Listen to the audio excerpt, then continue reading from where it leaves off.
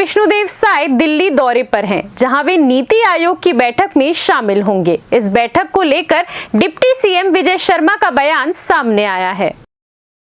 उन्होंने कहा कि मैं इस बैठक में पहले भी 3 बार शामिल हो चुका हूं, अब चौथी बार जा रहा हूं। प्रधानमंत्री जो बातें बैठक में बताते हैं, अगर उनका 20% भी लागू कर दिया जाए तो देश में बड़ा बदलाव आ सकता है।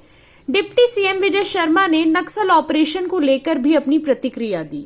उन्होंने कहा कि इस साल नक्सलियों के सरेंडर की संख्या में इजाफा हुआ है, जबकि गिरफ्तारियां कम हुई हैं।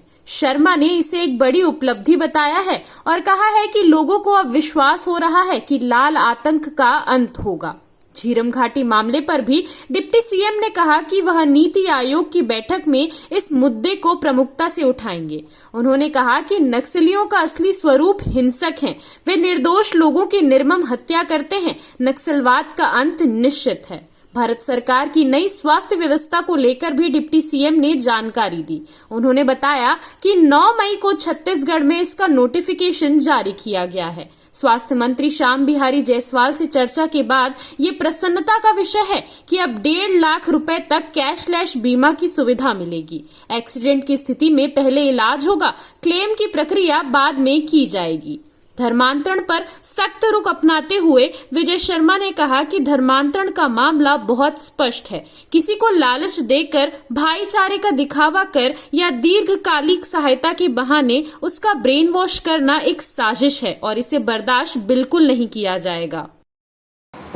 अद्भुत नियमित स्वरूप, बिल्कुल नियमित ये बैठक हो जाती है लगभग 3 महीने में, और ये सीएम कॉन्क्लेव ऐसा एक मीटिंग माननीय प्रधानमंत्री जी बुलाते हैं और उनसे आपके प्रदेश में हुए नवाचारों के संदर्भ में जानकारी ली जाती है। सरकार, केंद्र सरकार के कुछ प्राथमिकताएं हैं, उस विषय पर क्या काम हुआ वो पूछा जाता है और बहुत सारी बातें वो कहते हैं जिनको लागू किया, अगर आप कर सको तो करो, ये बात होती है। तो इस बैठक का महत्व मैं आपसे ज़रूर ये कहना चाहता हूँ कि इस बैठक में मैं अभी 3 बार जा चुका हूँ, ये चौथी बार जाना है। अपने विषयों को बताने का अवसर होना चाहिए लोगों के पास। आप कुछ अच्छा करते हैं तो आप बताना चाहेंगे, उसको वो अवसर मिलता है। और प्रधानमंत्री जी को सुनना ऐसा लगता है कि कल्पना लोक से कोई बोल रहा है। एक एक विषय की गंभीरता से जानकारी और सटीकता के साथ कि वह धरातल पर कैसे उतरेगा, इन सारी ही चीज़ों की जानकारी उनके माध्यम से होती है। उनके कहे हुए का 20% भी लागू कर लिया जाए तो बहुत बड़ा काम हो सकता है। मैं आपको उस दिन प्रेस कॉन्फ्रेंस में मैंने इस विषय रखा था कि इस वर्ष का अगर आप देखेंगे जनवरी से लेकर अब तक, तो सरेंडर ज़्यादा है और गिरफ्तार कम है। ये सबसे बड़ी उपलब्धि है। अभी तक ऑपरेशंस की उपलब्धियाँ और सरेंडर ज़्यादा है, गिरफ्तार कम है, ये सरकार की सबसे बड़ी उपलब्धि है।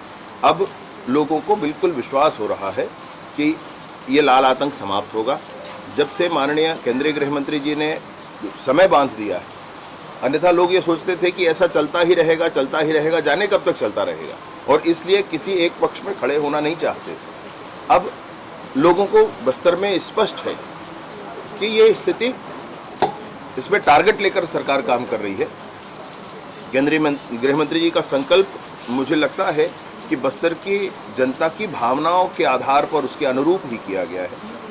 और अब जब ये दिन तय हो गया है तो लोगों को स्पष्टता है कि हमको किस पक्ष में खड़ा हो जाना है, और इसलिए पुनर्वास की संख्याएं बढ़ रही हैं, इसलिए लोग पुनर्वास कर रहे हैं, इसलिए लोग रिहेबिलिट कर रहे हैं। तो मतलब मैं, आप खुद सोचें इस बात को, वो कांग्रेस जो खुद सत्ता में रह चुकी 5 साल, जांच के लिए वो पूछे, जो छाती पीटे कि हमारे नेताओं के साथ ऐसे हुआ। भाई, हम तो बहुत स्पष्टता मानते हैं, कल मैं नहीं रह पाऊंगा, अन्यथा मैं इस विषय को भी, बस्तर शांति समिति जिस तरीके से सारे विषयों को भी कर रही है, बहुत प्रशंसा का विषय है।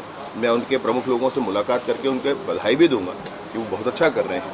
और कल भी मैंने देखा, एक वीडियो चल रहा था जिसमें झीरम के विषय को बड़ी स्पष्टता के साथ रखा गया।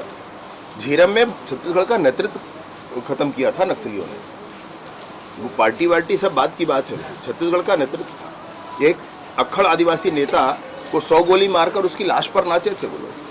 बहुत सारे नेतृत्व, मतलब पूर्व मंत्री जी हमारे पटेल जी, उनकी भी हत्या उसमें की गई थी, उनका भी बलिदान हुआ था। विद्याचरण शुक्ल जी, उनका बलिदान हुआ था।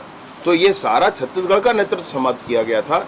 हम बिल्कुल संजीदा है, मैं नहीं रह पा रहा हूँ, परंतु मैं दिल्ली से भी कल के दिन सबको नमन करूंगा, सबको याद करूंगा और यहाँ पर भी हमारे नेतागण जाएंगे भाई उस स्थान पर और जाकर के झीरम के उस विषय को सबके समक्ष रखेंगे कि नक्सलियों का मूल स्वरूप ये है भाई, नक्सलियों का मूल स्वरूप ये है कि वो हत्याएं करते हैं, वो लोगों की निर्मम हत्याएं करते हैं, अकारण हत्या करते हैं, जिसका कोई आधार नहीं वैसा करते हैं और इसलिए इस नक्सलिज्म का समापन जरूरी है। मैं बहुत प्रसन्नता के साथ आपको ये सूचना करना चाहता हूँ कि ये प्रावधान, ये प्रक्रिया चल ही रही होगी वहाँ पर, मैं इसे नहीं कह रहा हूँ, परंतु 21 अथवा 22 अप्रैल को मैं माननीय केंद्रीय गृह मंत्री जी के समक्ष मैंने विषय रखा था कि एक्सीडेंट, कवर्धा में एक एक्सीडेंट हुआ था, एक्सीडेंट होने के बाद बातें हुई तो आदमी आज इलाज करा रहा है। मैंने जब प्रशासनिक लोगों से और वकीलों से बात की तो कहा कि भाई जो इलाज का खर्च है बाद में वो व्यक्ति क्लेम करेगा तो उसको मिलेगा।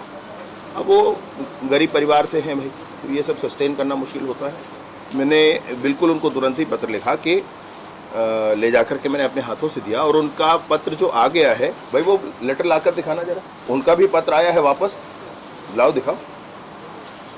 तो मैंने ये कहा कि भाई जब एक्सीडेंट होता है तो गाड़ी का बीमा तो ठीक है, उस व्यक्ति का जिसको परेशानी हुई है उसके इलाज के लिए पहले कुछ हमको प्रावधान करना चाहिए बीमा में। तो फिर उन्होंने कहा, मुझे पत्र भी वापस भेजा है और उसमें लिखा कि हमने संबंधित मंत्रालय को बताया है और संबंधित मंत्रालय से 5 मई को एक नोटिफिकेशन भी जारी हो गया, उसके करस्पॉन्डिंग छत्तीसगढ़ में 9 मई को एक नोटिफिकेशन जारी हो गया। फिर श्याम बिहारी जी से मेरी बात हुई, माननीय मंत्री महोदय से, मैंने उनसे आग्रह किया कि इस नोटिफिकेशन के आधार पर सबको सूचना मिल जाए, तो उन्होंने भी सूचना जारी कर दी। और बड़ी प्रसन्नता का विषय यह है कि अब 1.5 लाख तक इसके लिए कैशलेस बीमा की व्यवस्था निर्धारित अस्पतालों में, सभी में मैं नहीं कह रहा हूँ, निर्धारित अस्पतालों में प्रारंभ हो जाएगी। एक्सीडेंट होगा तो पहले इलाज होगा, वो क्लेम की बात बाद में होगा। अभी आप बता रहे हैं मुझे नहीं मालूम, परंतु धर्मांतरण का विषय बहुत स्पष्टता है।